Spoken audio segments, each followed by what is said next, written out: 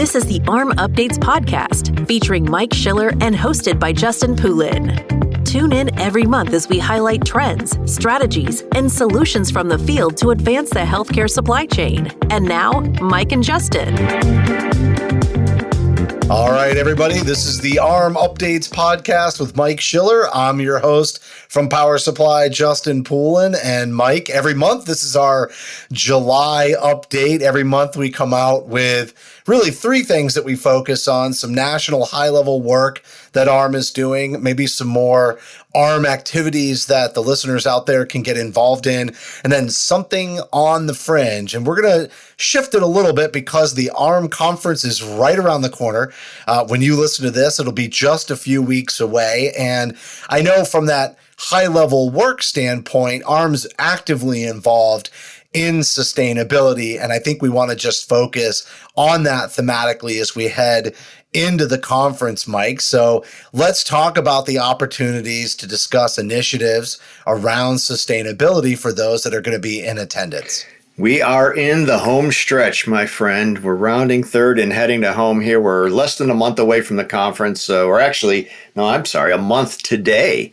August 6th is when we kick off our pre-conference sessions, and then, of course, the welcome reception Sunday evening. So actually perfect timing to talk about sustainability, because on Sunday, August 6th, we're going to be hosting our Sustainability 101 pre-conference session. That session is going to run from 10:30 to 12:30, again on Sunday, August 6th.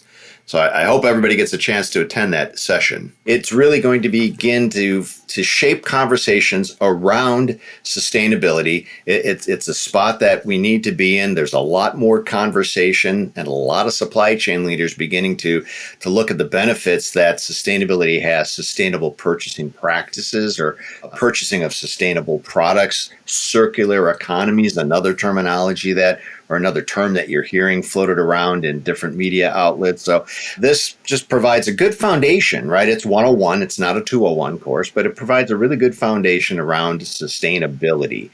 I'll jump in on that. It's interesting, even though you say it's a 101, I feel like how people define sustainability has changed a lot over recent years. And so it may not be as simple as a 101 as many people are thinking, because I think that foundation it has been redefined in so many different ways. Even when you talk about, it's not just sustainable products and sustainable sourcing, it's about sustaining the supply chain. So I'm sure many people out there, have lots of familiarity with sustainability in its old definition, but I think resetting on that's going to be great. But it doesn't just stop in the 101 course, does it? No, it doesn't. And to your point, Justin, right, decarbonizing the healthcare supply chain, right? Talking about scope 1, 2, and certainly scope 3 emissions. So you're right. I mean, sustainability continues to evolve to include some of these other facets. But yes, Sustainability 101 is not the only conversation you'll hear at the AHRMM conference. We do have a roundtable on Wednesday, I believe, and it's to talk about SHAPE, which is Supply Chain in Healthcare Assessment of Product Emissions. So this gets to the scope 3 component that I just mentioned, right? You hear a lot of talk around decarbonization and certainly decarbonizing the healthcare supply chain. So SHAPE is the acronym for Supply Chain and Healthcare Assessment of Product Emissions. Come to that roundtable to learn more about the SHAPE program and some of the goals and objectives that they are looking to accomplish through this tool, through this assessment tool of product emissions that go into the manufacture of products. Roundtables and panel discussions are my favorite types of sessions to attend at all conferences. I just love hearing from different voices and different perspectives. I really enjoy that. And I know you wanted to call out another roundtable. This one is on a topic, I think I'll be attending this one.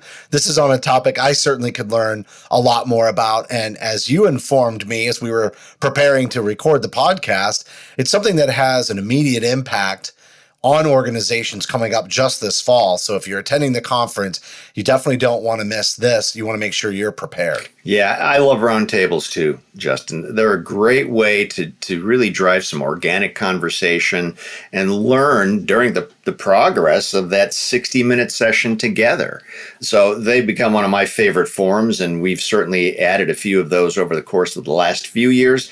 This year, the other session that you're referring to is around the Drug Supply Chain Security Act, or DSCSA. DSCSA, the last stage of this goes into effect November 27th of this year. And you really need to come to this session. We're going to have some leaders from GS1 there. We're going to have some leaders from Geisinger there who will be talking about DSCSA, what you need to have in place. There's a lot of infrastructure that I'm not sure folks have really thought through, or if nonetheless we want to raise awareness and educate around some of those infrastructure, some of the protocols in that chain of custody that are required as a part of DSCSA. And really, the bigger picture here is the concern, right? What if you don't have that electronic handshake or that confirmation to complete that chain of custody? What happens to that product? That product then goes into quarantine. So we're talking about a significant amount of inventory that could potentially end up in quarantine, and some of that product could be cold chain or require cold chain storage. Do you have capacity for those products? So there's kind of the dark side of this. If you're not prepared, certainly there's the benefits if you are. And we really want to cover the scope of those aspects during the course of this roundtable. All right, the last thing that we cover is the on the fringe, or, topics that may not be hitting the top of your news feed or your priority list, but are emerging, that maybe from a trending standpoint especially, you don't want them to hit your blind spot. I mean, we've got enough managing back orders these days. We don't need any other blind spots that may arise. So this one on the topic of fetal scalp electrodes and shortages. Here we are with back orders again. Shortages that are going on here. Let's talk about that and maybe some updates that you have. Yeah, back in March of this year, the Supply Chain Resource Council identified fetal scalp electrodes as an issue. Basically, Philips sent a medical device correction notice. They sent this out back in November of 2022, but it stated that they discontinued distribution of their FSEs, fetal scalp electrodes, due to the spiral tip of the electrode breaking off during use. So Cardinal has a product that folks have been using and moving towards.